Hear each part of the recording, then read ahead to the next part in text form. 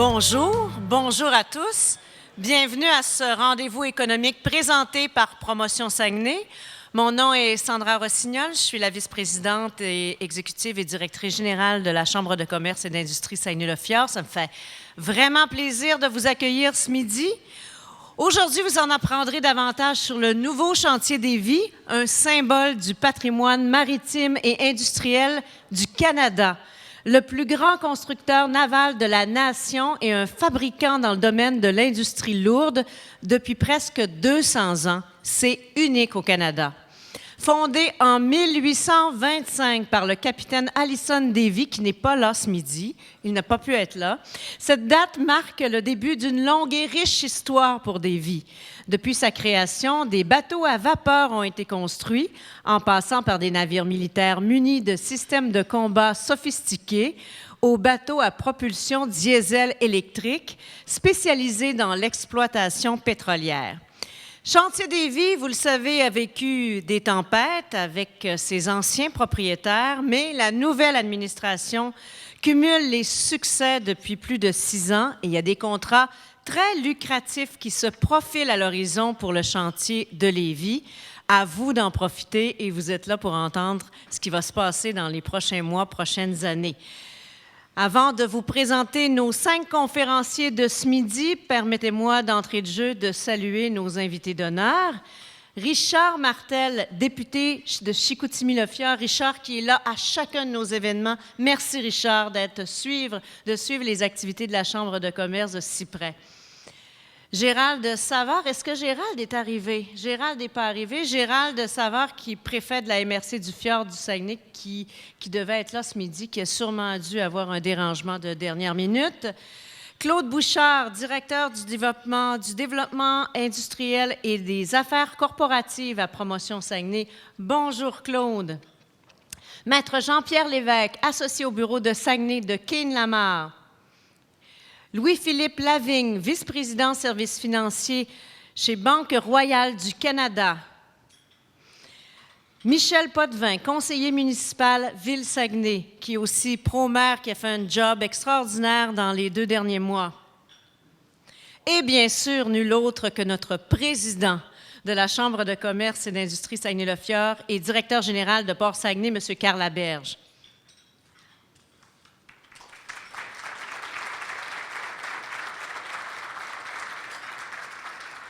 J'aimerais souligner les partenaires annuels des rendez-vous économiques de la Chambre de commerce et d'industrie Saguenay-le-Fjord, la Banque royale du Canada, représentée par M. Lavigne, et Kane-Lamar, représenté par M.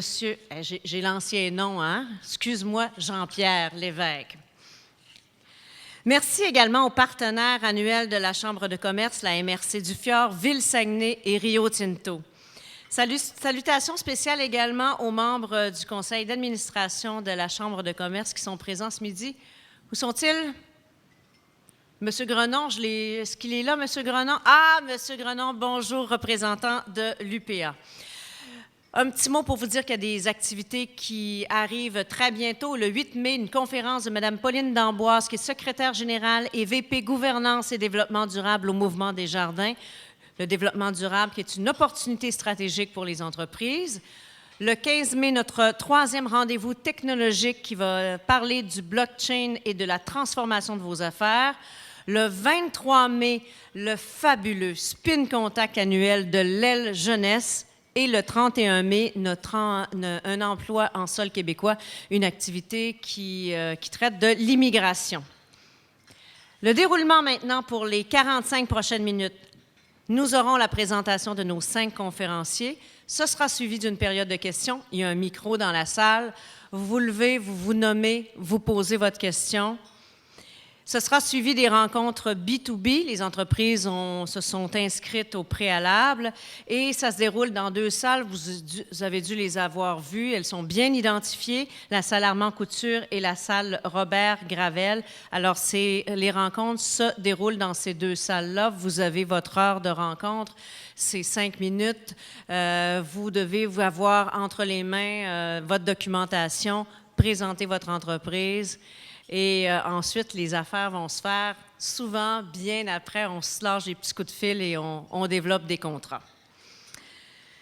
Maintenant, j'invite le directeur général de Port Saguenay et président de la Chambre de commerce et d'industrie Saguenay-le-Fjord, Carl Laberge, à monter sur la scène pour vous adresser quelques mots. Carl, à toi.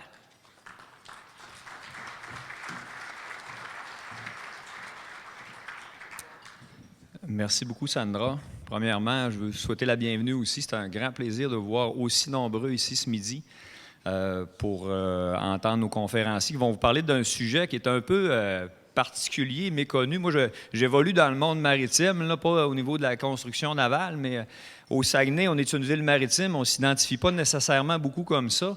On est à proximité aussi du plus important chantier maritime au Canada. Et puis, il y a certains entrepreneurs de la région, vous allez voir, qui profitent déjà de ces opportunités-là, mais j'ai l'impression qu'on a beaucoup plus d'opportunités que ça à saisir par rapport à ce chantier maritime-là.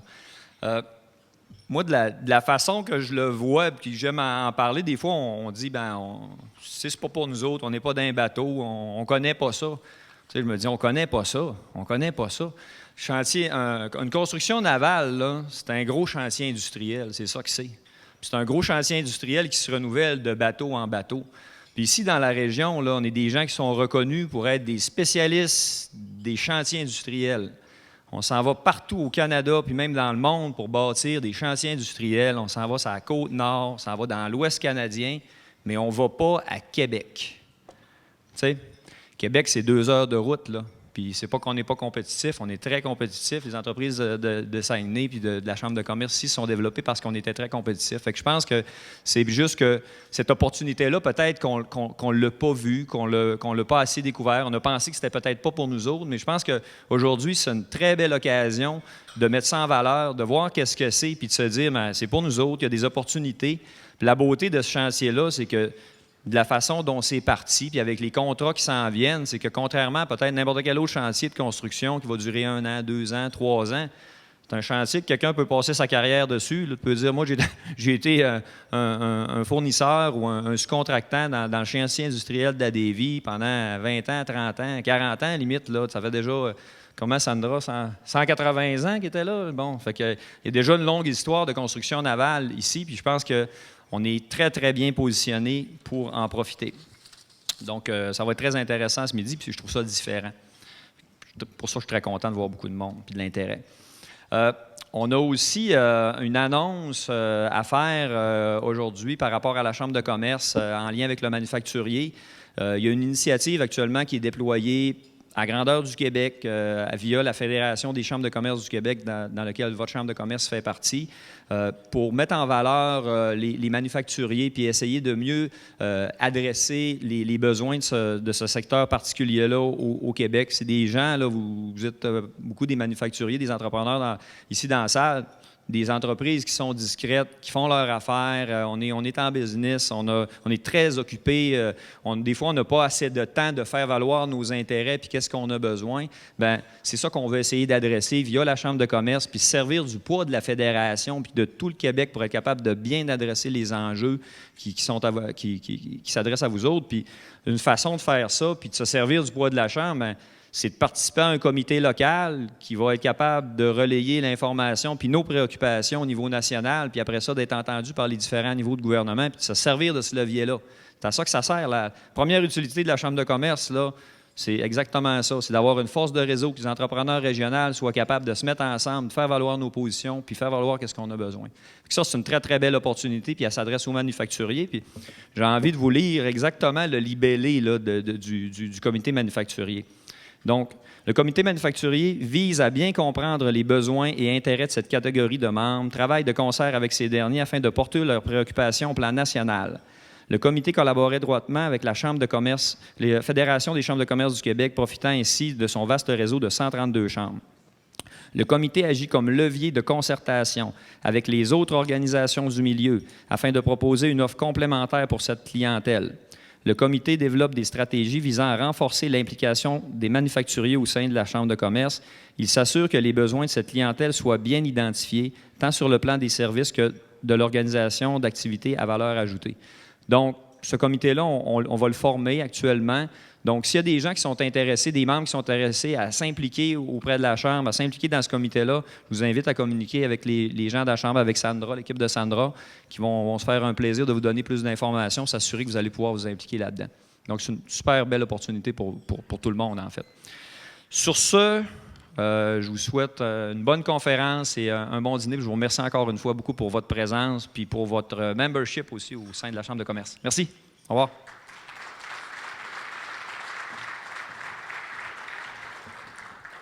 Merci, Carl. Maintenant, je vais inviter nos 5 conférenciers à monter sur scène. Premièrement, Marc Veilleux, VP Finance, Chantier des Vies Canada. Bonjour Marc et bienvenue au Saguenay. Bonjour tout le monde.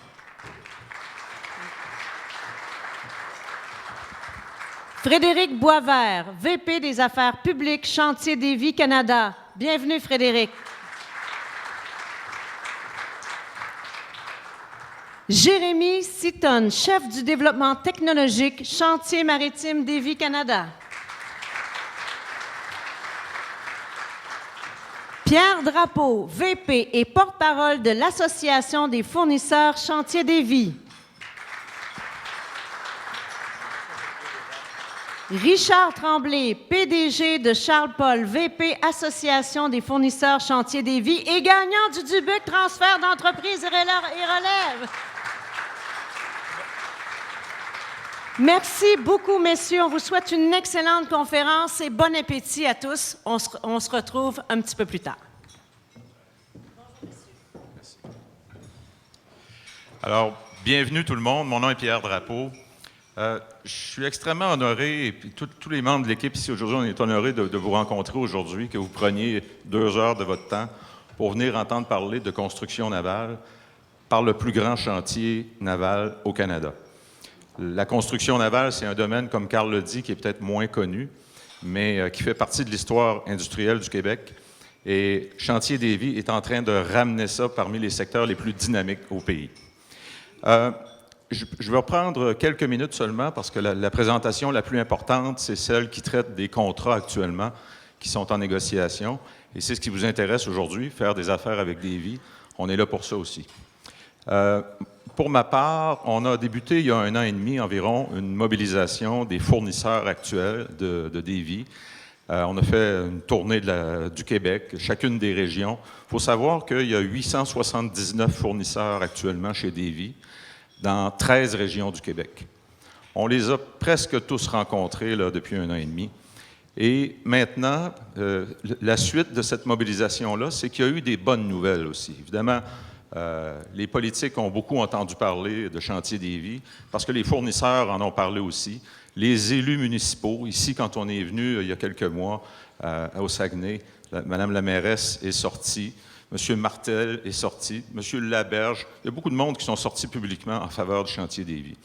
Et ça a donné des résultats. M. Boisvert, tout à l'heure, va vous en parler. Bref, moi, ce que je veux vous dire, c'est que je vais vous présenter dès maintenant une petite vidéo qui vous met un peu en contexte la situation de la construction navale au pays. Ça va vous permettre un peu de cibler les joueurs et de bien comprendre ce que peut faire Chantier des Vies dans la construction navale. Alors, Télésino. Depuis 5 ans, les Canadiens se réveillent presque tous les matins en entendant des nouvelles préoccupantes à propos des difficultés de la Stratégie nationale de construction navale. Lancée en 2011, la stratégie de renouvellement de la flotte vieillissante de la marine et de la garde côtière canadienne dure depuis maintenant plus longtemps que la Seconde Guerre mondiale. Par contre, le contraste entre les deux est frappant. Aucun navire n'a encore été livré, tandis que pendant la guerre, le Canada en a construit plus d'1 millier. Alors que les coûts explosent, les Canadiens veulent des réponses. Comment la situation a-t-elle pu dégénérer à ce point et quoi faire pour y remédier? Commençons sur la côte ouest, à Vancouver, où tout est parti de travers. Les 2 projets impliquaient la construction de 2 classes de petits navires pour la garde côtière canadienne. En plus du coût hors contrôle et de plusieurs années de retard, le chantier fait face à de graves problèmes de qualité. Des problèmes avec l'une des tâches les plus simples en construction navale, la soudure. Le coût du navire hauturier de sciences océanographiques pour la garde côtière, dont la construction n'est même pas commencée, est 6 fois plus élevé que prévu. Ce qui ne laisse aucune chance pour le programme de remplacer ce brise-glace canadien, âgé de 51 ans. Un navire bien plus grand qui devait être livré en 2017, mais qui, vu la situation actuelle, ne sera pas prêt avant une bonne décennie. Ensuite, il y a les navires de soutien interarmés, dont la construction est reportée depuis longtemps. Basés sur une conception allemande vieille de 26 ans qui ne répond même pas aux normes de l'OTAN, leur coût a quadruplé par rapport à ce que les Allemands ont payé pour un navire identique. De plus, le département de la Défense réajuste le calendrier à tous les ans.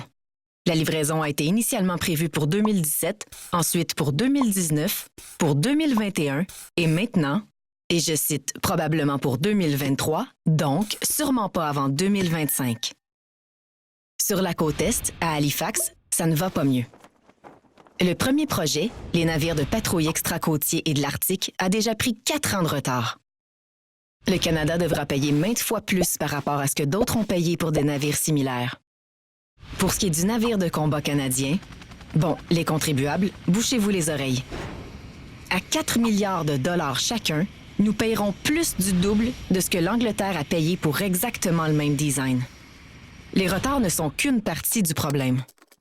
Un rapport présenté par le ministre des Transports, M. Garneau, en 2016, expliquait que les vieux navires de la Marine et de la Garde côtière devaient être mis hors service bientôt. De plus, ils se détériorent beaucoup plus vite qu'ils ne peuvent être remplacés dans le cadre du programme actuel. Le rapport soulignait l'importance d'accélérer le processus. Normalement, les navires prennent leur retraite à l'âge de 20 à 30 ans.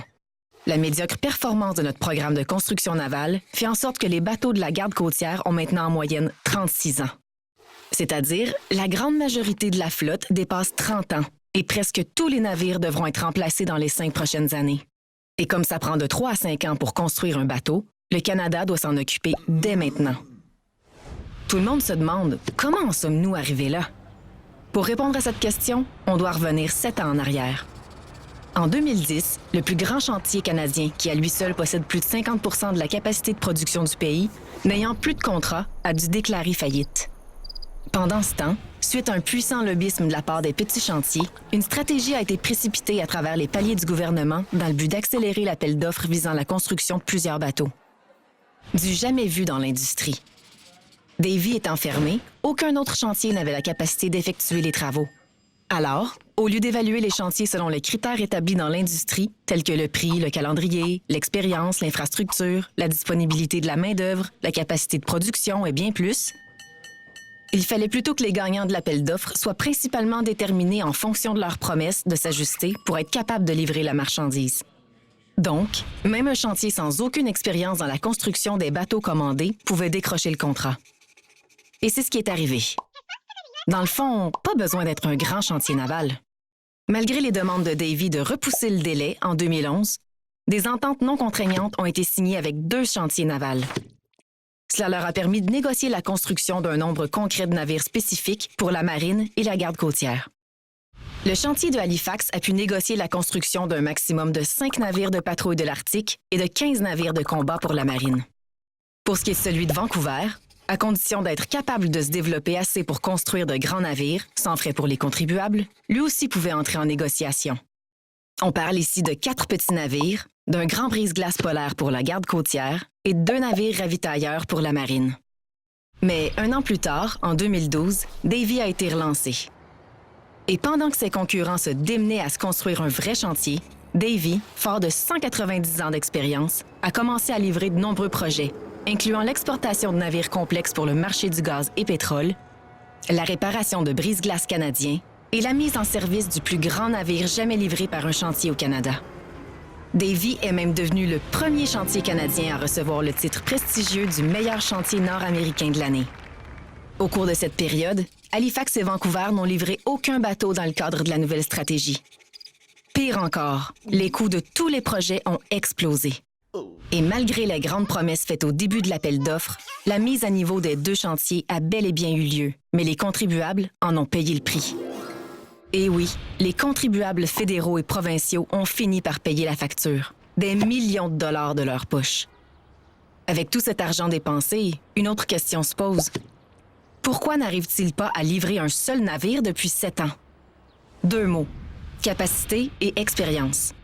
Une stratégie de construction navale excluant 50 de la capacité de production du pays était vouée à l'échec dès le départ. Et même si on peut bâtir un chantier naval rapidement, ça prend des décennies pour développer les connaissances nécessaires pour construire des navires.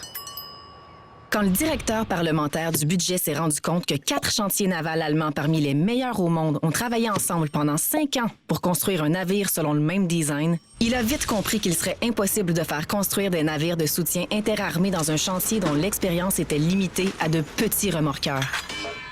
C'est un peu comme assembler une voiture dans une usine à vélo. On peut y arriver, mais ça va être cher, long et pénible. Et c'est ce qui est arrivé. 7 ans et des milliards de dollars plus tard, le premier ministre Trudeau, qui a hérité de cette stratégie du gouvernement précédent, a déclaré « ça suffit ». Et il a ordonné à ses hauts fonctionnaires de trouver une solution. Alors en 2017, ils ont consulté des experts, visité des chantiers à travers le pays, rencontré des fournisseurs et tous ceux qui pouvaient aider à régler le problème. 2 principales questions en sont ressorties. Premièrement, comment sauver les projets existants dans le cadre de la Stratégie nationale de construction navale sans repartir à zéro? Et deuxièmement, comment le Canada peut-il construire tous les navires dont le pays a besoin si les 2 chantiers sont déjà surchargés? Plus particulièrement, les 22 grands navires pour la garde côtière qui n'étaient pas inclus dans la stratégie de construction navale, mais qui doivent être construits au plus vite. Tous sont d'accord sur 2 points. De 1, implanter une toute nouvelle stratégie entraînerait encore plus de retard. De 2, on ne peut pas en donner plus à des fournisseurs qui sont déjà débordés et qui n'arrivent même pas à remplir leur engagement actuel. Comme le dit le vieil adage, ce serait jeter encore plus d'argent par les fenêtres. La solution est simple et logique. Renouvelons la stratégie. Certaines priorités sont d'ailleurs plus critiques que d'autres. Dans son propre rapport, le gouvernement a souligné le besoin urgent de nouveaux brise-glaces.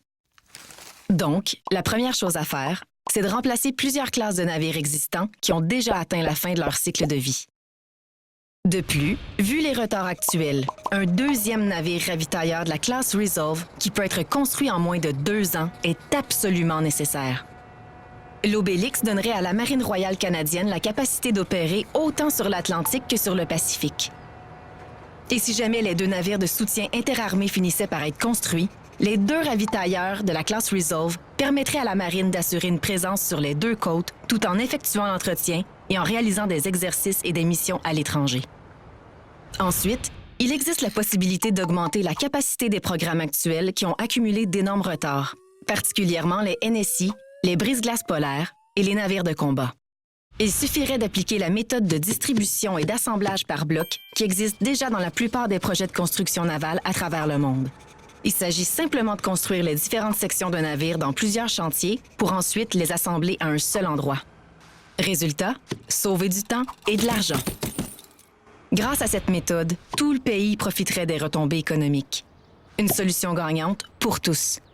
Même si au départ, la stratégie nationale excluait la réparation et l'entretien des navires, vu les retards accumulés, le renouvellement devra aussi inclure un plan pour prolonger le cycle de vie de la flotte existante et d'assurer d'avoir assez de navires en service. C'est une question de gros bon sens. Halifax et Vancouver pourraient se concentrer à rattraper leur retard, alors que les autres chantiers canadiens prendraient en main les travaux urgents. Bref, c'est à ce renouvellement de la stratégie nationale de construction navale que tout le monde s'attend. Mettre de côté la politique et augmenter une capacité de production additionnelle pour alléger le fardeau, livrer les navires et répartir les retombées économiques à travers le Canada. Il est maintenant le temps d'agir. Et voilà. J'espère que vous avez apprécié. Je l'ai dit rapidement tout à l'heure, il y a 11 fournisseurs qui sont ici au Saguenay. Il y a des milliards en contrats qui sont en négociation. J'espère qu'au terme d'une activité comme celle-ci, vous deviendrez pour plusieurs, sinon tous, des fournisseurs chez Davy, parce qu'on va en avoir besoin. Je vous présente tout de suite 37 ans d'histoire. Un des piliers du chantier Davy, M. Marc Veilleux, qui est chef de la finance, VP Finance chez Chantier Davy. Les tempêtes, il les a toutes vécues, mais là, il fait partie de l'ensoleillement des dernières années aussi. Alors, M. Veilleux, merci. Je suis en train de faire ma présentation. Bonjour tout le monde.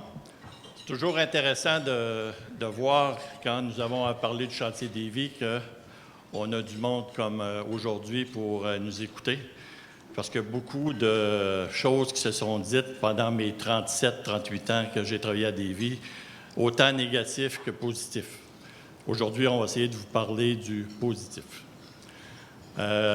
Juste pour votre information, ça me fait plaisir de revenir ici. Je suis originaire de Dolbeau, fait que je connais le lac Saint-Jean et le Saguenay.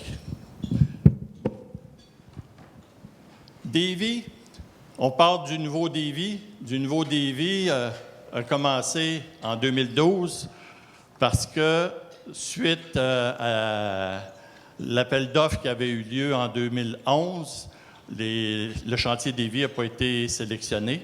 Donc, les propriétaires qui avaient acheté extremis le chantier, le groupe Upper Lake et SNC-Lavalin, qui travaillaient en partnership avec les gens de Upper Lake, ont décidé de se retirer vu que les contrats fédéraux n'étaient pas là.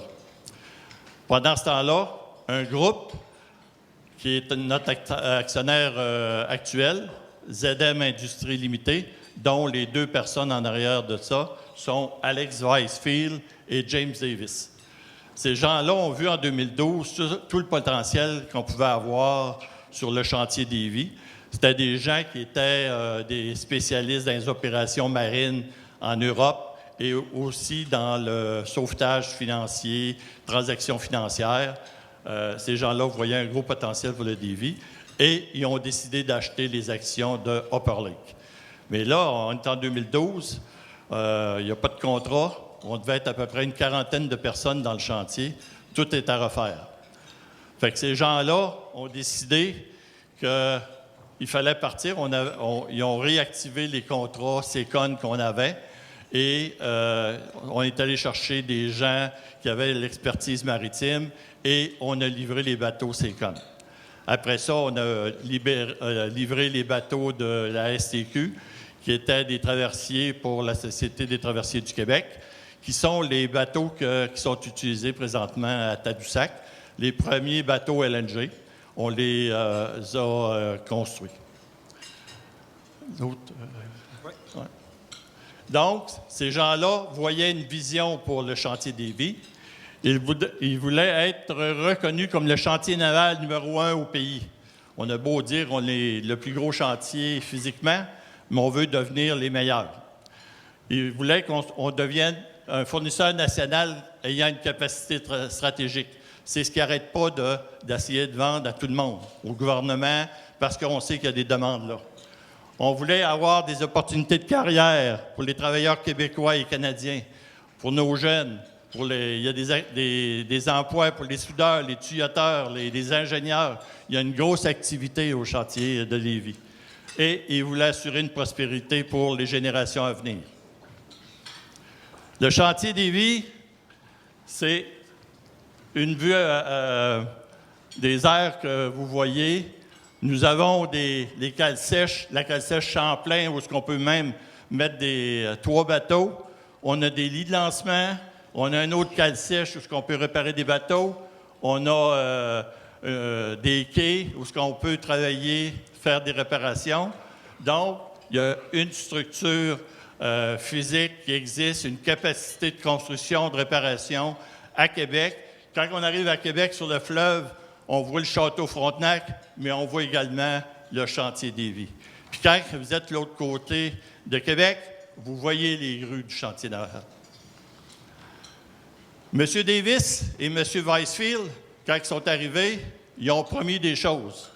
Ils ont promis qu'ils fourniraient une capacité de production. Ils l'ont fait. Ils ont dit qu'on allait employer 600 personnes au chantier. On a atteint 1600 employés quand on a travaillé les STQ et les ravitailleurs. Ils ont garanti des emprunts de 120 millions. On a eu du financement, du refinancement pour plus d'1,2 milliard, dont on est allé chercher une partie à l'étranger. On a eu aussi des investissements en capital, en immobilisation. On a continué à investir dans le chantier. Et ils ont voulu avoir aussi des bonnes relations de travail avec nos employés. Parce que, bien souvent, les gens pensent que le chantier Lévis, c'était toujours fermé à cause des syndicats. Moi, je suis là depuis 37 ans. Il n'y a jamais eu de grève au chantier d'Évry. Puis aujourd'hui, si on est encore vivant, c'est que M. Weisfield, M. Davis, ils ont travaillé beaucoup avec les représentants syndicaux pour vendre leur plan et être où ce qu'on est aujourd'hui. Donc, quelques indicateurs. Quand Davy travaille, il y a une grosse activité économique. Présentement, avec les contrats potentiels, on est capable d'avoir des retombées économiques de plus de 3 milliards dans les prochaines années. Parce qu'un emploi à Davy, plus les indirects, de temps en temps, selon les modèles, vous avez des multiplicateurs de 3, même certains modèles vont jusqu'à 6. Mais pour chaque emploi direct, on peut avoir 3 emplois indirects. Donc, le chantier fait travailler beaucoup de monde. On a plus de 3 000 emplois. Donc, ça amène des impôts. Donc, ça amène des salaires. Les gens viennent s'installer dans la région. Et même des fois, on a besoin de d'autres travailleurs qui viennent de d'autres régions. On a eu des travailleurs qui sont venus de Saguenay-Lac-Saint-Jean. Au lieu d'aller en Alberta, ils sont venus chez nous. Donc, il y a une activité économique qu'on garde au Québec.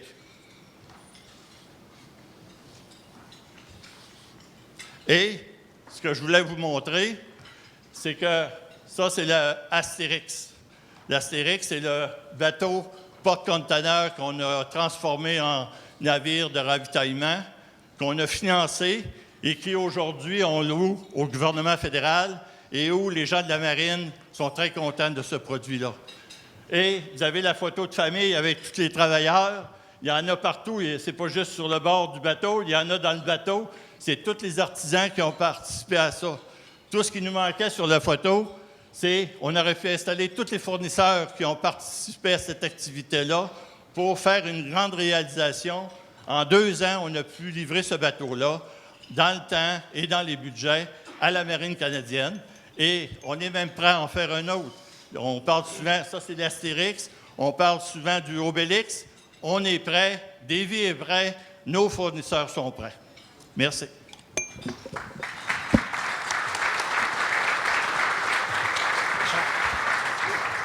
Merci beaucoup, Marc. Je vous présente maintenant quelqu'un qui n'a pas besoin de présentation ici. C'est un peu une star locale. Il vient de gagner au gala, d'ailleurs, récemment. Richard Tremblay, qui fait aussi partie de l'histoire de Davy. Quelques dizaines d'années comme fournisseur émérite chez Davy.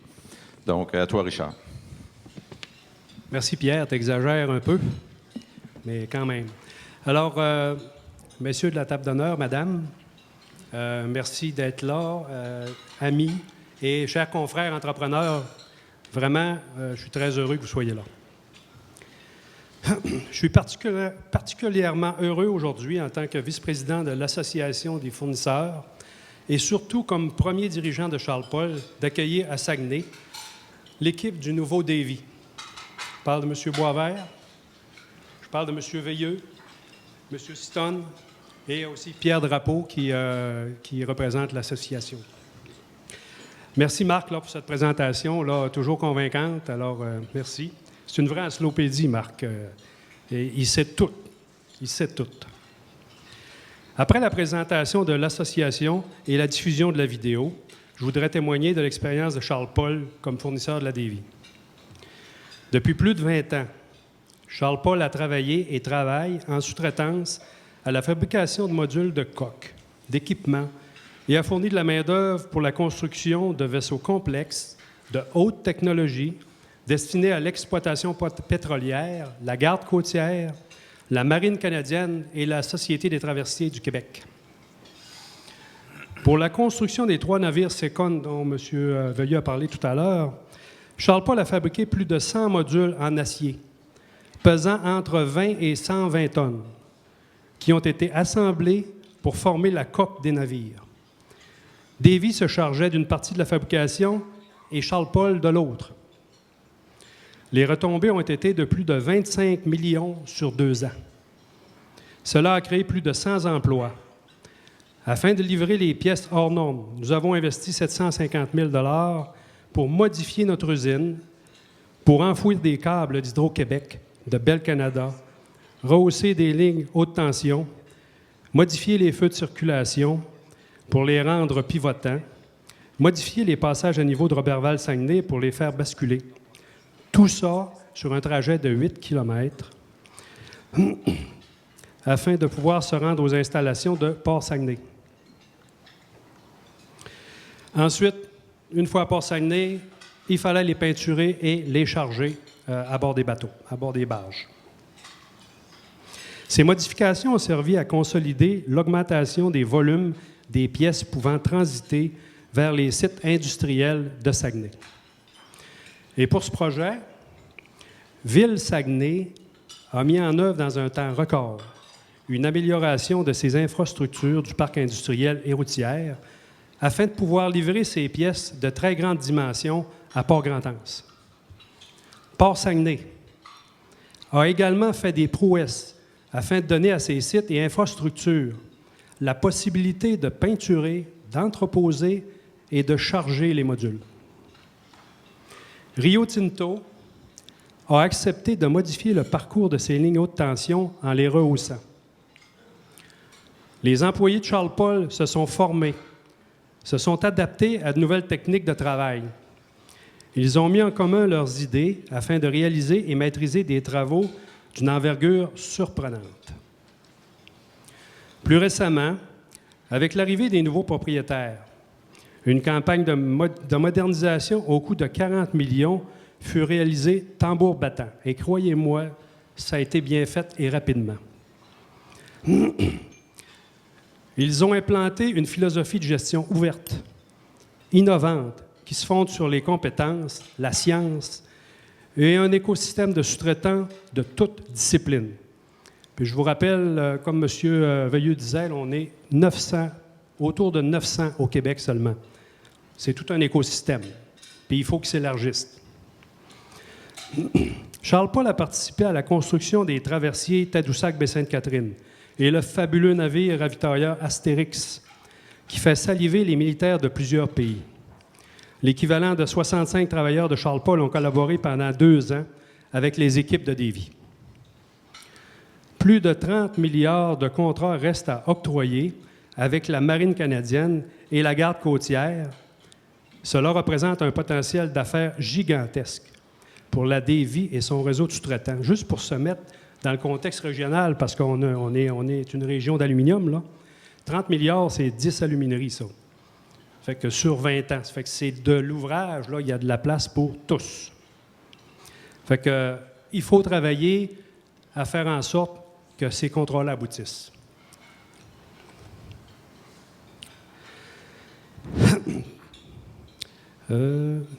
Nous avons cette chance d'avoir un chantier maritime qui possède 50 de la capacité canadienne de construction navale et l'expertise qui va avec. C'est le chantier qui a la plus grande expertise au Canada. On a 190 ans. Et surtout, c'est très important, Davie croit en un travail d'équipe avec son réseau de sous-traitants. C'est pour ça qu'on est là aujourd'hui. Le réseau de sous-traitants, c'est important. Avec les prochains contrats à venir et les milliards à aller chercher au fédéral, nous avons une occasion unique de positionner notre région comme plaque tournante de la future grappe maritime québécoise avec Chantier Davie comme locomotive pour les 20 prochaines années. Je tiens à saluer les gens qui représentent la ville Saguenay, les dignitaires, pour avoir pris position. Madame la mairesse a pris position publiquement l'année dernière en faveur du plus grand chantier maritime canadien dans le cadre du programme canadien du renouvellement de la flotte fédérale, qui dispose d'un budget de plus de 100 milliards. C'est pas peu de choses. Je vous remercie et je cède maintenant la parole à un génie des technologies, Jérémy Sitton. À moins de 30 ans, il est déjà chef du développement technologique du plus grand chantier maritime canadien. Alors, confrères entrepreneurs, j'espère que vous allez comprendre le message. Il y a de la place pour tout le monde.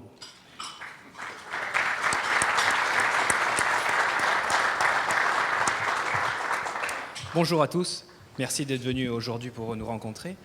Alors, on parle du nouveau chantier Davie. Alors, on parle d'un chantier de 190 ans. Comme vous pouvez vous imaginer, 190 ans, la technologie, c'était pas le top quand on est arrivé en 2013. Donc il a fallu faire beaucoup d'améliorations pour apporter un vent nouveau niveau technologique dans ce chantier. On imagine souvent les chantiers maritimes à travers le monde comme retardés niveau technologique, ce qui n'est pas du tout le cas.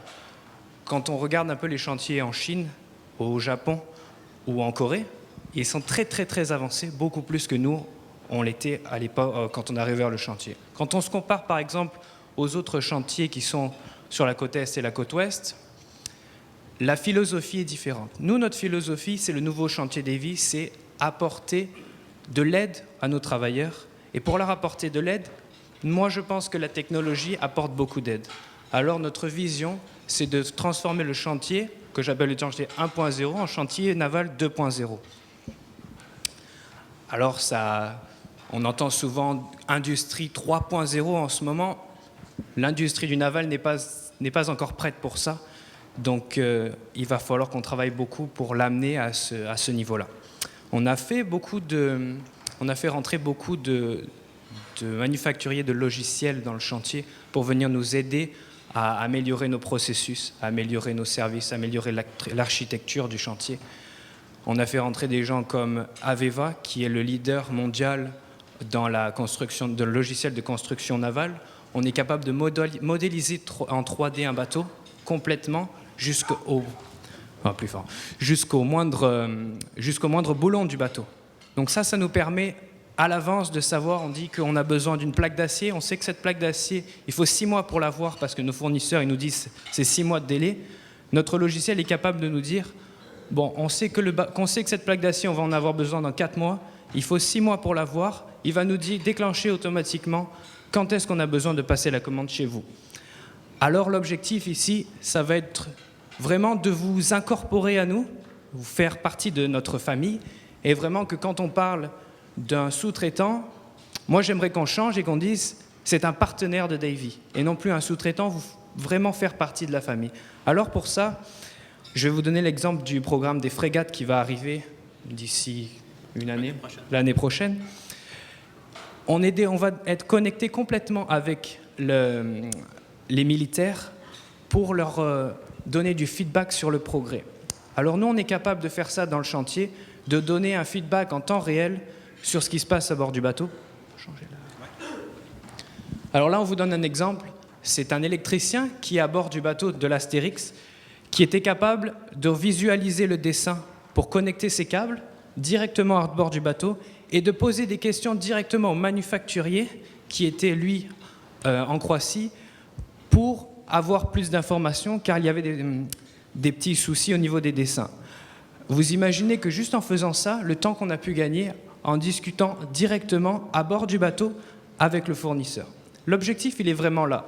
Il va être de vraiment vous incorporer, pouvoir discuter avec vous, être connecté avec vous pour quand on va commander une pièce chez vous, qui va être peut-être une pièce qui va peut-être prendre du temps à faire, savoir vraiment où est-ce que vous en êtes pour qu'on puisse planifier à l'avance quand est-ce qu'on va pouvoir incorporer votre pièce dans notre bateau. En faisant ça, ça va nous permettre aussi de pouvoir prévenir l'armée et de leur dire tout se passe bien, on est dans les temps, nos fournisseurs nous aident énormément, voilà eux où ils en sont, voilà nous où on en est. Et du coup, comme ça, tout le monde va être content, tout le monde va être payé en temps et en heure, et on livrera le bateau quand il faut. Donc l'objectif, il va vraiment être là, qu'on va partager l'information avec vous, partager les technologies avec vous, parce qu'on se doute bien que les entreprises ne sont pas toutes prêtes à ce niveau-là. Donc on sera prêt à partager les technologies et faire de la recherche et développement avec vous pour vraiment vous incorporer et qu'on puisse tous travailler ensemble de façon très unie. Alors on va aussi rechercher des gens pour nous aider à faire ça, des développeurs de logiciels, pour pouvoir s'incorporer à nos systèmes et pouvoir intégrer tout le monde. Parce qu'il y a encore énormément de choses à faire. On a fait énormément de choses déjà, mais je pense qu'il y a encore beaucoup de choses à faire. Et tant que ce ne sera pas fini, on sera là avec vous pour justement amener tous les projets à bon terme.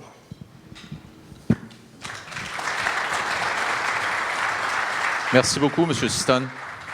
Je présente maintenant le vice-président Affaires publiques chez Chantier Davy, M. Frédéric Boisvert. Bonjour tout le monde. Alors, on passe dans la partie opportunités d'affaires et comment devenir fournisseur également. Donc, je commencerai par la première partie qui est celle de donner notre vision. Où est-ce qu'on s'en va d'ici 2022? Et ça va arriver très rapidement. On parle dans les prochains mois de signature de contrats, également au cours de la prochaine année, d'autres contrats qui se concrétiseront au niveau provincial. Donc, ça va débouler. Rapidement, notre objectif au niveau des emplois directs et de l'impact sur le PIB, on veut doubler.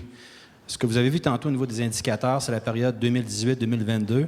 En 2022, on veut arriver à des chiffres du genre de 6 000 emplois et plus, directs et indirects, qui sont hautement rémunérés. Hautement rémunérés, c'est intéressant parce que ça rejoint exactement la préoccupation première de notre premier ministre actuel. Il veut des emplois lucratifs dans les secteurs manufacturiers et nous sommes en mesure de livrer.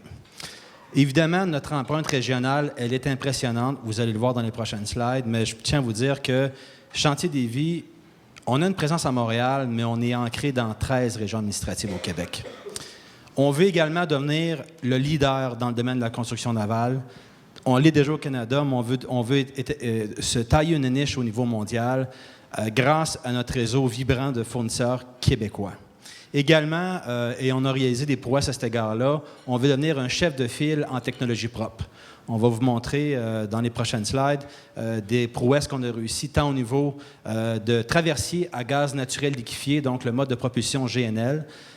Également, on a des ambitions du côté électrique. Donc, à ce chapitre-là, je pense que ça s'inscrit également dans la thématique gouvernementale canadienne de s'assurer qu'on ait une technologie qui respecte en tout point l'environnement. Autre chose, on est un pays nordique, on est une État-nation nordique. Alors, c'est pas normal qu'on a des brise-glaces pris dans la rivière du Saguenay durant 72 heures parce on achemine une production à Rio Tinto. C'est inacceptable. On a laissé vieillir nos brise-glaces depuis 20 à 30 ans et on a un coût économique important. Et vous le savez, à Saguenay, vous en faites les frais à tous les hivers. Je vois Richard ici qui est sorti à ce chapitre-là. C'est désolant de voir à quel point la flotte fédérale au niveau des brise-glaces a été laissée à elle-même. Également, je terminerai en disant que nous, on a été chantier nord-américain de l'année. Et lorsqu'on a gagné en 2015, c'était suivant la livraison de 2 navires commerciaux parmi les plus sophistiqués en Amérique du Nord. Et grâce à cette livraison de navires-là, on a battu au fil d'arrivée, en 2015, écoutez-moi bien, General Dynamics, un des plus gros chantiers navals américains. Alors, c'est au Québec, on l'a fait, on l'a réussi et on veut le refaire. Dernière chose, on est le seul chantier canadien qui a la norme à la fois ISO 9001 et également la norme environnementale ISO 14001. Et à chapitre A, quand je vous montrerai l'astérix, il est également certifié 14001 ISO. Donc, je pense que ça s'inscrit également dans les politiques gouvernementales. Un snapshot très rapide des 3 plus grands joueurs canadiens. Côté gauche, chantier naval de Vancouver, Seaspan. On l'a vu dans la vidéo, c'est la catastrophe, ça n'avance pas. Pourquoi? Bien, c'est très simple. C'est que, premièrement, pas d'expérience. Deuxièmement, l'infrastructure, donc la surface de production, elle est très, très, très exiguë, très limitée. Le coût de la main-d'œuvre à OBC, c'est extrêmement dispendieux.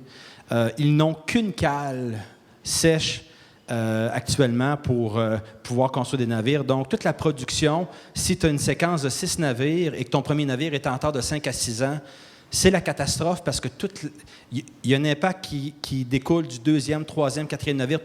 Donc, les prix vont en montant, l'inflation, les délais de livraison, le stress sur la flotte fédérale est énorme en ce moment parce que les chantiers actuels, Seaspan, Vancouver à gauche et Irving, Halifax à droite, sont incapables de livrer des navires depuis 7 ans. Depuis 7 ans, 65 milliards de dollars de contrats ont été accordés et aucun navire n'a été livré à ce jour. Aucun. Il faut le faire, là. Chantier des Vies, regardez-moi la capacité de production qu'on a. À nous seuls, on représente 50 de la capacité de production nationale. Juste au chapitre de la surface, on est l'équivalent de 100 terrains de football. On peut sortir 300 tonnes d'acier par semaine. On a également accès à 5 cales de construction, ce qui veut dire qu'en parallèle, on peut construire 5 gros navires pour la marine ou la garde côtière sans aucun problème. Donc, ça a un impact au niveau des coûts, ça a un impact au niveau de la rapidité de production de la livraison Et surtout, nous, on ne s'est pas satisfait d'avoir une grande infrastructure. On a décentralisé notre production. On n'est plus dans un mode vertical où on intègre à la fois de manière vraiment importante l'électricité, la peinture et autres. On fait appel à un réseau de fournisseurs québécois existant qui est très compétent et qui nous donne un edge au niveau de nos prix, qui nous permet, et vous le verrez plus tard, de livrer au quart du coût de nos compétiteurs en ce moment. Alors, on est sur le bord d'une petite révolution économique au Québec au niveau naval et on en commence à peine à en prendre conscience. On a un joyau, on a des contrats à venir et vous allez voir davantage les ramifications de tout ça. La base d'approvisionnement, je vous dis qu'elle est québécoise et on en est extrêmement fiers. C'est démesurément québécois. Plus de 80% de nos fournisseurs viennent du Québec. Et ça, je tiens à vous dire que c'est une fierté et on veut encore accroître l'empreinte économique au Québec parce qu'actuellement, on n'est pas présent en Estrie. On va être présent en Estrie parce qu'on sait que là-bas, ils sont des leaders en technologie propre. Chaque région a ses particularités. Et en fonction de ça, on veut intensifier notre présence.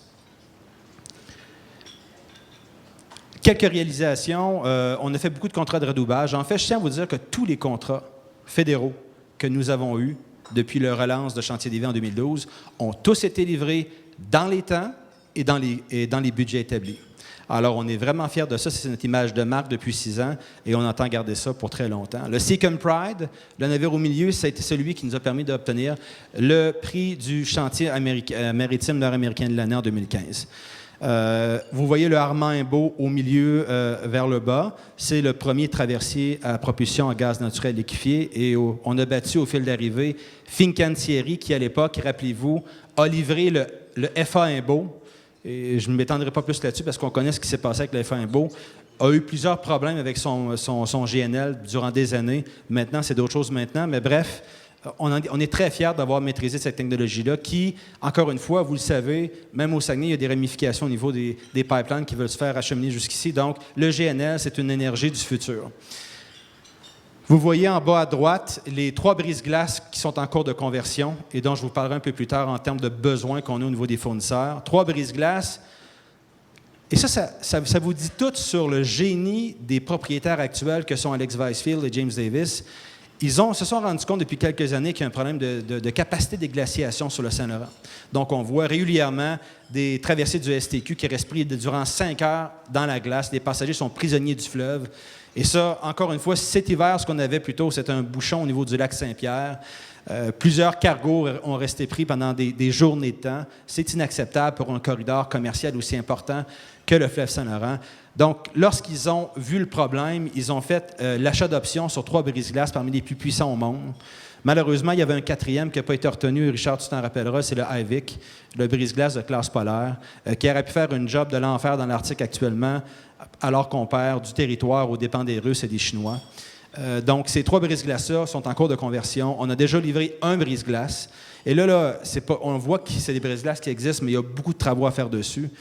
Soudage de méga blocs d'accommodation, pose d'un port d'hélicoptère, au niveau de la tuyauterie, de l'électronique. Écoute, il y a vraiment plusieurs besoins au niveau de ces navires-là. C'est en cours de production, ça l'avance, ça fait employer beaucoup de monde à Chantier des Vies et également, ça donne beaucoup de contrats au niveau de la chaîne de production, de la chaîne d'approvisionnement, pardon, mais ce n'est qu'un début. Là, je vais vous dire où est-ce qu'on s'en va en termes de contrats. Soyons concrets. Qu'est-ce que ça veut dire en termes de navires, d'argent et d'emploi? Alors, voici où on s'en va. D'ici mai, on va signer, fin mai, début juin, on signe avec la Marine royale canadienne le contrat le plus important de l'histoire de Chantier des Vies. C'est le contrat qu'on appelle d'entretien et de mise en cale sèche des frégates de classe Halifax.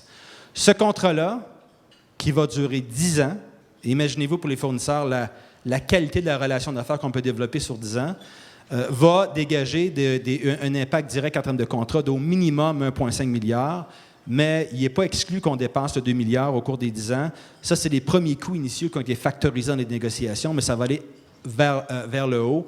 Ça permet de concrétiser 400 emplois au chantier et quasiment le double dans la chaîne d'approvisionnement. Ça signe en juin et ça commence l'année prochaine. Important de savoir ça. Deuxième contrat sur lequel on est absolument agressif et on va toutes les prendre, c'est les traversiers fédéraux. Dans le budget actuel qui est annoncé dernièrement, il y a 3 traversiers qui ont été annoncés. Le nouveau CTMA Madeleine, le MV Madeleine, le nouveau Holiday Island et le Leif Erikson, celui qui appartient à la Marine Atlantic.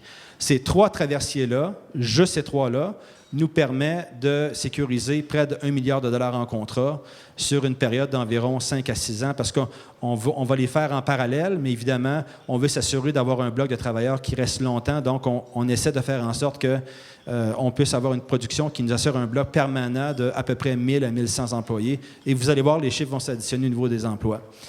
Un navire que je dois vous mentionner qui est québécois, puis ça, je pense que ça vaut la peine de vous en parler aujourd'hui, c'est que le vacancier, c'est celui qui fait la liaison Cap-aux-Meules-Montréal, sous juridiction, en fait, opéré par CTMA, qui est un monopole aux Îles-de-la-Madeleine, c'est leur coopérative. Ce navire-là est payé par les Québécois, est utilisé par les Québécois, et avec l'ancien gouvernement, ce contrat-là allait à l'international. Et parce qu'il y a eu une mobilisation de la part de l'Association des fournisseurs de chantier des vies, parce que les maires du Québec ont parlé, également votre mairesse, il y a eu annulation du décret de l'appel d'offres avec le nouveau gouvernement CAQIS. Ils sont retournés à la table à dessin et maintenant, ce qu'on entend, c'est qu'ils veulent favoriser une production canadienne et québécoise, ce qui est très rassurant parce qu'à lui seul, le vacancier, ça représente environ 230 millions de dollars en termes de valeur de contrat. Ça représente des retombées économiques d'un demi-milliard partout au Québec, juste ce navire-là. Alors, imaginez-vous le reste, c'est énorme. Donc, ça va faire partie de l'actualité au cours du mois de mai, parce qu'en juin, le ministre Bonnardel rendra sa décision sur l'avenir du vacancier. Et croyez-moi, dans les régions, je pense qu'au Saguenay, ça va brasser, Richard. On veut s'assurer que les fournisseurs du Québec aient leur part du gâteau. On a beaucoup d'ambition pour le renouvellement des traversiers de BC Ferries avec lesquels on est en discussion actuellement. On est dans le top 2 des soumissionnaires pour actuellement l'appel d'offres, qui est un appel d'offres en soi qui est gigantesque pour nous, c'est 1,3 milliard. Ça permettrait de sécuriser 800 emplois au chantier pour les années à venir. On parle de 5 plus 3 traversiers. Et là, il y a de la part du gouvernement Oregon une consigne très claire depuis quelques semaines. On veut que les navires soient construits au Canada. Bien, qu'est-ce que ça veut dire pour nous? Ça veut dire que c'est Chantier des Vies qui devrait les avoir. Mais pas juste Chantier des Vies, tout le réseau des fournisseurs québécois qui existent et qui vont s'amener à nous, les futurs potentiels fournisseurs. Imaginez-vous l'impact cumulatif des contrats que je vous déroule depuis le début. On parle ici d'une révolution économique telle qu'on n'a pas vue depuis 25 ans au Québec. C'est majeur. Et donc, vous allez voir également la question des brise-glaces. Dans la stratégie que je vais vous montrer tantôt, ils ne font pas partie de la stratégie fédérale du 100 milliards, mais c'est tout de même des contrats à octroyer sur une base urgente. On parle de 2 milliards sur 10 ans. La construction d'environ 8 nouveaux brise-glaces. Et là, nous, on ne veut pas des brise-glaces pour tel type de route ou un brise-glace plus polyvalent. Nous, on veut une classe de brise-glace identique qui nous permet de réduire les imperfections, les défauts de production, ce qui fait que lorsque tu es rendu au 2e, 3e, 4e, 5e navire, tu as des coûts de production qui sont compétitifs et égaux, sinon inférieurs aux grands chantiers européens. Donc, notre ambition, c'est exactement ça, c'est de s'assurer que le gouvernement, premièrement, comprenne ses véritables besoins en termes de brise-glace et de s'assurer que le mode de production puisse être dans une optique de reproduction constante de ces navires-là. Alors, avec une coque standard et avec une approche avec module et superstructure qui peut être dimensionnée de manière à géométrie variable en fonction des routes que les brise-glaces devront emprunter. Gros dossier également, c'est celui des frégates de la Marine canadienne, contrat qui a été accordé à Irving. Ce contrat-là, initialement, a été estimé à 26 milliards de dollars. On est rendu à 60 milliards de dollars. Les coûts de ce contrat-là ont explosé.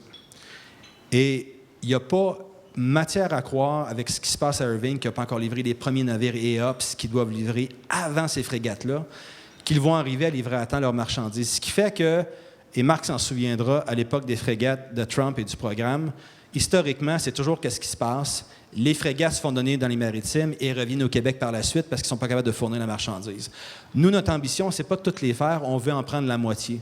Parce qu'on sait qu'actuellement, ils ne livreront jamais la marchandise et viendra un temps pour les contribuables canadiens qu'un dépassement de coûts de 30 milliards, ça ne sera pas acceptable. Alors nous, on peut réduire les coûts au moins de 50 % sur le prix de ces navires-là, si ce n'est pas plus, et les livrer à temps et dans les délais.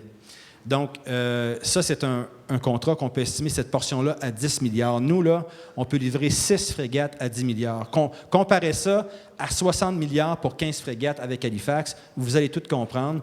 Avec le crunch budgétaire à Ottawa qui va arriver avec l'explosion du déficit, il y a des décisions qui devront être prises, mais on ne pourra pas faire sans une frégate. On ne pourra pas ne pas avoir de frégate. Donc, il va falloir être créatif, imaginatif et faire en sorte que les coûts diminuent parce qu'actuellement, on s'enligne pour un scandale, ma foi, qu'on n'aura jamais vu dans la Fédération canadienne.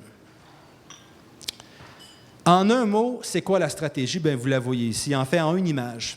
Côté gauche, c'est tout ce qui a été annoncé et qui fait partie de la stratégie et qui, actuellement, au niveau des coûts, on parle d'environ 75 milliards de dollars. Je n'irai pas dans les détails parce que ce n'est pas là que notre edge compétitif se trouve en termes de potentiel. Mais des 75 milliards de dollars qui ont été accordés, je vous le dis, donc aucun navire de livrée. Production extrêmement lente sur laquelle on pourrait inévitablement devenir un sous-traitant et hériter de blocs et même voire de navires entiers. Mais là, ça, c'est 75 milliards de contrats accordés, mais il en reste 23 milliards à être accordés dans cette stratégie-là. Donc, le programme vaut 100 milliards, 65 d'accordés, il en reste 25 à accorder, et ces 25-là, on les veut, parce que les 2 autres chantiers sont à pleine capacité, ils sont incapables de fournir la marchandise. Donc, nous, c'est sûr que depuis la mobilisation de 2017 avec les fournisseurs, on a attiré au chantier 3 milliards de contrats, on veut doubler, tripler la mise, parce qu'on sait qu'on peut livrer la marchandise. Côté droit, c'est toutes les opportunités d'affaires que vous allez voir, et je vous en ai parlé légèrement, les brise-glaces, les traversiers fédéraux, les navires de patrouille extra-côtiers, les brise-glaces, les 5 navires polyvalents de grande endurance. Tout ça, c'est des besoins vitaux pour la marine et la garde côtière. On ne peut pas dire qu'on n'en veut pas, là. Ils n'ont pas le choix, il faut qu'ils les aillent. Donc, on devient le joueur incontournable au cours des prochaines années. Je veux vous présenter le plus beau des bijoux qu'on a créé à Chantier des Vies, qui s'appelle le MV Astérix. Le MV Astérix remplit un besoin fondamental de la Marine royale canadienne. Imaginez-vous, c'est un navire ravitailleur. Premièrement, sa fonction première, c'est de ravitailler les frégates en mer. Donc, vous voyez, les 4 pompes, en fait, les 2 pompes de chaque côté, permettent de faire du refueling at sea à peu près à 12-15 nœuds. Et les frégates, donc, pendant quelques heures, se font ravitailler. Ils peuvent également avoir des vivres, du stock d'armement et tout. Et ça, c'est une fonction primaire de ta marine. Sans ça, tu ne peux pas projeter ta marine à l'international. Or, lorsque nous, on l'a soumis au gouvernement à l'époque, en 2015, la réponse était non. Ils ne voulaient rien savoir parce qu'ils croyaient que Seaspan allait livrer les bateaux à temps. Bien, on est arrivé à une urgence où le dernier navire ravitailleur de l'époque, qui était trop vieux, a pris en feu. Et donc, ça a créé une situation d'urgence qui nous a permis de faire valoir notre compétence. Et on a livré cette bête, ce monstre, ce plus gros navire jamais livré dans l'histoire de la Fédération canadienne de la Marine royale. On l'a livré en 2 ans et dans les coûts, et surtout au quart du prix que ce que Seaspan va livrer en termes de navires neufs. Imaginez-vous l'impact sur la capacité opérationnelle de la Marine royale. Ce navire-là devait être en opération l'année de 2018, 102 jours. On est rendu à 320 jours d'opération, ce qui nous fait dire que l'Obélix, on en a besoin. On a besoin d'un second navire ravitailleur et même, je vous dirais plus, on a besoin d'un 3e parce que c'est un navire. Le 3e navire ravitailleur pourra opérer à la fois dans la région de l'Arctique et également agirait à titre de remplacement lorsqu'il y a des réparations parce que ce navire-là, on n'a même pas le temps de l'arrêter pour le réparer. On l'a laissé, je pense, Jérémy, en décembre, à peine 15 jours à Victoria. C'était très, très, très rapide. Le navire doit repartir tout de suite parce que les besoins sont immenses. Au niveau des coûts, puis je veux vous le dire, c'est très compétitif. Pourquoi? Parce qu'on a une chaîne d'approvisionnement québécoise qui nous permet d'avoir des produits de qualité à des prix très raisonnables. Et là, regardez avec le Québec ce qu'on a réussi à bâtir. C'est carrément un cruise ship. C'est carrément un navire de croisière. Les marins à l'intérieur du navire, ils se battent tous pour aller travailler sur l'Astérix parce que devinez quoi? Les cabines sont hallucinantes. Regardez-moi ça du côté milieu gauche. Ils ont accès à la douche, la télévision, l'Internet. Ils peuvent parler avec leur famille, leurs enfants, ce qui est très difficile dans les autres navires. Il y a également un équipage civil que nous, on fournit. Et ça permet à la Marine de faire face à la crise de recrutement qu'ils ont en ce moment. Donc, tout ce qui est pas les RAS qu'on appelle Replenishment at Sea, donc L'alimentation en termes d'essence en mer, ça c'est géré par la Navy. Tout le reste, c'est des civils, nos employés, qui vaquent à ces occupations importantes. Donc, et dernière petite statistique, ce navire-là, il y a une composante humanitaire très importante. Il y a une unité de chirurgie à l'intérieur, il y a une dentisterie. Il y a des réservoirs d'eau fraîche pour nourrir une ville. En fait, pour abreuver une ville de 50 000 habitants durant un mois de temps. Alors, quand ce navire-là est dans des régions comme Oman et d'autres régions africaines où il y a des guerres civiles, il peut donner de l'aide très rapidement dans les zones touchées. Et ça a eu lieu dans le passé et ça aura encore lieu dans le futur. Pourquoi la classe Resolve? La classe Resolve, c'est la classe du navire ravitailleur. Bien, je vous le dis, c'est au quart du coût d'un nouveau navire ravitailleur de Seaspan. Et je pense que tout le monde l'a compris au niveau fédéral. La Chambre des communes et le Sénat se sont prononcés unanimement pour le second navire ravitailleur, selon les rapports du Sénat de 2017. Également, regardez au niveau des statistiques, 85 de ce navire-là a été fait au Canada. C'est pas rien, là, c'est vraiment pas rien. Comparez ça à Irving qui envoie sa marchandise, même si on doit respecter le contenu canadien, apparemment, ils envoient plusieurs marchandises, soit en Turquie ou en Roumanie. Et ça, c'est honteux pour nous. Au niveau des tonnes d'acier impliquées dans la construction, vous le voyez, 5000 tonnes, c'est majeur. Là, on tombe dans la portion besoin. Je vais faire un survol. Je vais juste regarder l'heure vite parce que je ne veux pas dépasser. On est quelle heure? 1h15, OK, je vais accélérer un petit peu. Les besoins. Puis on aura le temps, pour ceux qui ont pris les loges privées, de vous parler davantage des besoins. Mais moi, je vais vous faire un survol très rapide. Donc, qu'est-ce qu'on a besoin au Chantier des Vies? Le Chantier des Vies, c'est un grand village. On achète de tout. Ça peut être du savon, des lunettes, des gants, des bottes, des casques. Et là, on passe toute la kyrielle ici qu'on voit sur le graphique au niveau des produits de garage, huile, filtres, lubrifiants, le carburant, les consommables en soudure, que sont les disques, les gaz, les tiges de soudage. On parle également des consommables électriques, les connecteurs, les rubans, les marqueurs de cible. Aussi les consommables en peinture, le sablage également, les grues, les chariots élévateurs, écoutez, les consommables d'assemblage également, les outils à main, aussi bêtes que des meuleuses, des burieuses, des gabarits, des gauges, c'est de tout. Tout. Puis là, il y a une portion également très lucrative au Chantier des Vies. Et là, en ce moment, c'est plus qu'est-ce qui occupe Charpol, c'est de nous fournir de la main-d'œuvre de qualité en termes de soudure. Alors, il nous aide temporairement sur des contrats payants avec le FA Gauthier et également avec la Marine royale canadienne.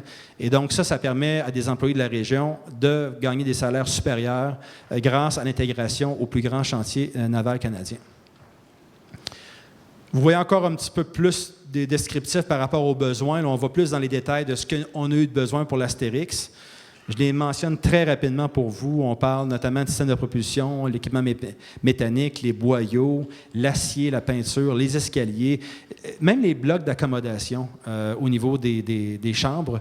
Par exemple, on a acheté des télévisions chez Tanguay. Vous connaissez ça, Tanguay? Vous l'avez ici. On les a achetés à Québec. C'est des exemples banals, mais importants de s'assurer qu'on achète local pour avoir, évidemment, l'appui de la population, mais également qu'on s'enrichisse collectivement. Le projet Resolute, qui est en cours actuellement, que je vous ai parlé tantôt pour les brise-glaces, on va aller au niveau des produits qu'on a de besoin. Et ça, je pense que Sandra va vous envoyer aux participants ces feuilles-là qui détaillent les produits dont on a besoin au cours des prochaines semaines, des prochains mois, pour compléter la livraison de nos 3 brise-glaces.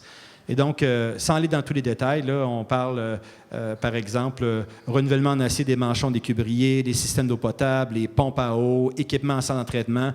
En passant, des centres d'entraînement, là, tout le monde en vend, là, des équipements sportifs. C'est juste pour vous donner une idée que ne pensez pas que vous ne faites pas partie du secteur naval, que vous ne pouvez pas devenir fournisseur. Au contraire, je vous donne un exemple de notre VP régional à Trois-Rivières qui s'appelle Jean-Pierre Hamelin et qui est président de la firme Intervalve. Jean-Pierre Hamelin a explosé avec nous depuis 2012. Lui, il fournit des valves pour le Chantier des Vies. Et donc, son chantier a atteint une telle taille que récemment, il est en train pour parler avec des Américains là, pour des projets d'expansion. Et ce gars-là, je lui ai demandé, franchement, j'ai dit, Jean-Pierre, j'ai dit, est-ce que tu avais une expérience en aval lorsque tu as commencé avec nous? Il dit, zéro, nada, niente, rien. Et il s'est bâti une expertise, il a appris les classes de valves qui devaient être fournies, il a grandi avec nous, il s'implique avec nous maintenant, puis surtout, il s'assure que dans sa région, les fournisseurs actuels et à venir aient leur part du gâteau dans le domaine, évidemment, du programme de renouvellement de la flotte fédérale. Fait que Sandra, on va s'assurer que ces portions de slide-là, avec les besoins, soient envoyées à tous les participants. C'est important. Dernière chose que je veux vous dire, et ça, là, je veux que vous preniez le temps de le remplir si vous voulez devenir fournisseur, c'est la première étape. La première étape, remplissez le questionnaire d'approvisionnement.devi.ca. Et je vous dirais, prenez le temps de bien le remplir parce que, d'abord, avez-vous des normes ISO? Avez-vous des spécialités? Décrivez vos produits. Décrivez votre edge au niveau de la compétition. Allez dans les détails parce que lorsque cette base de données-là est acheminée à la chaîne d'approvisionnement, notre équipe d'acheteurs, ces gens-là vont passer très vite à ceux qui n'ont pas détaillé ce qu'ils offrent comme produit. C'est normal, ils n'ont pas le temps. Dans le milieu naval, quand un contrat part, ça part en folie. Et on va au plus facile parce qu'on n'a pas le temps à perdre à trop investiguer. Nous, on va avec des joueurs qu'on connaît ou des joueurs qui savent bien se présenter et savent bien vendre leurs produits. Donc, premièrement, remplissez le questionnaire pour ceux qui veulent devenir fournisseurs. Également, et là, peut-être, Pierre, tu peux me rafraîchir la mémoire, on parle d'une délégation régionale composée et dirigée par la mairesse et tous les fournisseurs potentiels de chantier de la région du Saguenay qui viendront converger vers Chantier Lévis. À quelle date, Pierre? Le 29 mai prochain. Alors moi, je vous invite là, à ceux qui ont un intérêt, et on ne peut pas recevoir plus que 40 personnes malheureusement, parce qu'on veut que les gens qui viennent au chantier aient du temps de qualité avec les gens de l'approvisionnement. Ce n'est pas le but d'en apporter 200 parce qu'on va perdre notre temps. Nous, ce qu'on veut, c'est une interface avec les 10 acheteurs de Chantier Lévis, où vous aurez le temps de faire du speed dating, comme on va en faire tantôt, parce que là, on va faire un pre-screening, on va vous voir, on va sentir qu'est-ce qu'il y a dans la salle, mais évidemment, ça ne sera peut-être pas tous ceux qui sont ici aujourd'hui qui vont venir. Peut-être qu'il y aura également des nouveaux, mais l'idée que je veux vous soumettre, c'est on va en faire plus souvent. Et là, c'est le temps parce qu'on est dans un mode où le chantier roule qu'à 15 %. Mais là, avec le contrat des frégates qui va commencer, on va monter en flèche. Avec les traversiers fédéraux, ça va encore aller plus vite. Donc, c'est éminemment stratégique pour vous de vous positionner dès maintenant. C'est maintenant que ça se passe. Alors, parlez avec votre chambre de commerce, parlez avec votre VP régional, Richard Tremblay, qui est actuellement le VP de l'Association des fournisseurs de Chantier Lévis au Saguenay.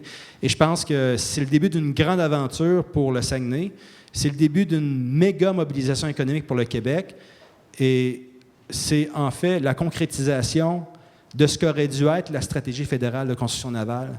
Un chantier qui performe, qui livre dans les temps, dans les coûts, et surtout qui a de l'ambition d'exporter à l'international. Là-dessus, merci beaucoup, mesdames, messieurs. Merci.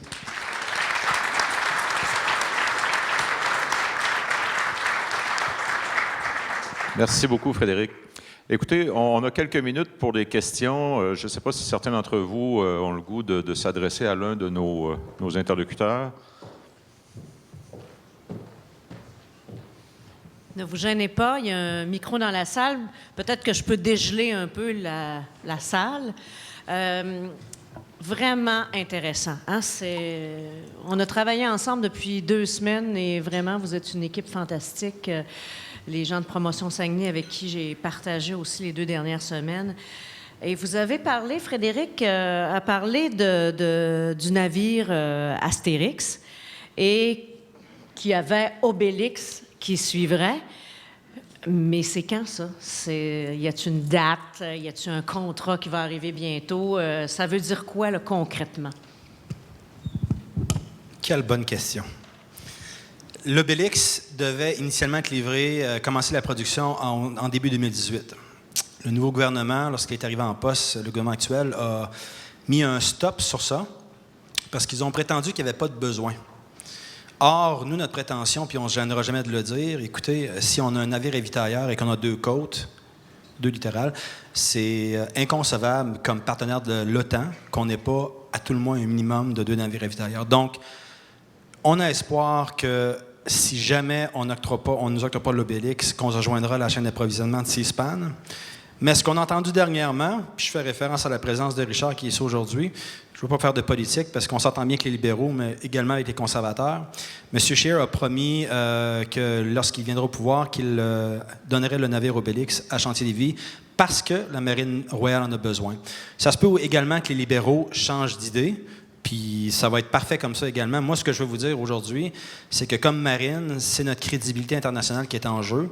Et l'Obélix, c'est le navire qu'on a besoin comme pays, comme nation, pour faire partie du Concert des Nations. On n'a pas le choix, c'est un prérequis de l'OTAN. Donc, à ce chapitre-là, nous, on est prêts pour construire le nouveau navire. Et Sandra, on a déjà l'option sur le second navire cargo, qui est actuellement dans la région Pacifique et qui, au premier signal qu'on donne, revient au chantier d'ici 3 semaines.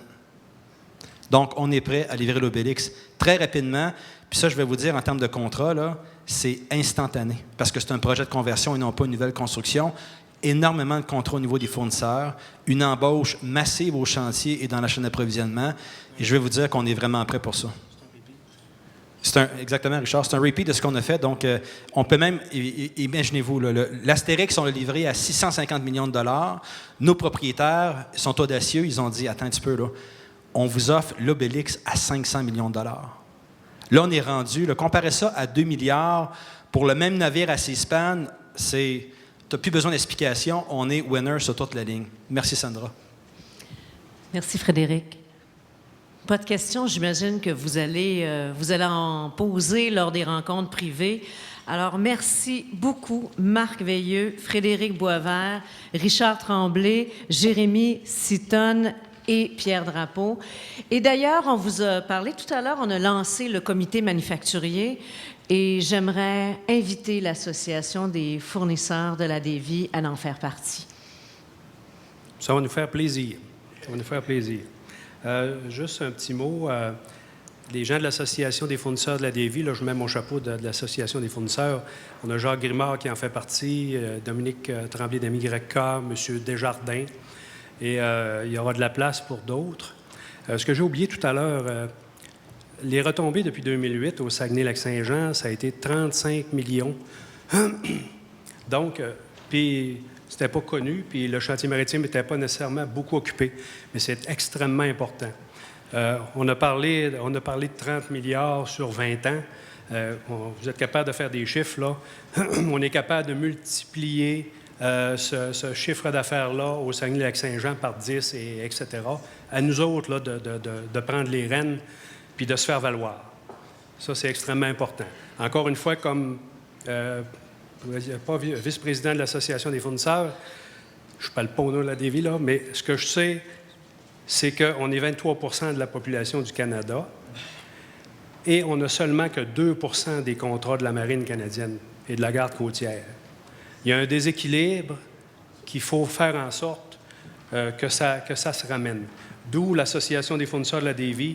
On est là. Il va y avoir le groupement qui vient d'être démarré, à lequel j'ai été invité, que ça va me faire grand plaisir de participer.